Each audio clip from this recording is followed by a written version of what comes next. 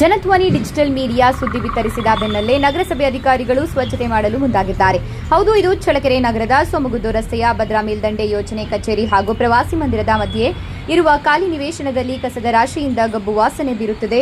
ಇದೇ ರೀತಿ ಕೃಷಿ ಉಪ ನಿರ್ದೇಶಕರ ಕಚೇರಿ ಪಕ್ಕದ ಕಂದಾಯ ವಸತಿ ಬಡಾವಣೆಯ ಖಾಲಿ ನಿವೇಶನಗಳಲ್ಲಿ ಮನೆ ಅಂಗಡಿಗಳಲ್ಲಿ ಉತ್ಪತ್ತಿಯಾಗುವ ಕಸವನ್ನೆಲ್ಲ ಮುಖ್ಯ ರಸ್ತೆಯ ಬದಿಯಲ್ಲಿ ಸುರಿಯಲಾಗುತ್ತಿರುವುದರಿಂದ ಕಸದ ರಾಶಿಯಿಂದ ಸಾಂಕ್ರಾಮಿಕ ರೋಗ ಭೀತಿ ಎದುರಾಗಿದೆ ಎಂದು ಜನಧ್ವನಿ ಡಿಜಿಟಲ್ ಮೀಡಿಯಾ ಸುದ್ದಿ ಬಿತ್ತರಿಸಿದ ಬೆನ್ನಲ್ಲೇ ನಗರಸಭೆ ಜೆಸಿಬಿ ಯಂತ್ರದಿಂದ ಕಸ ಎತ್ತುವಳಿ ಮಾಡಲು ಮುಂದಾಗಿದೆ.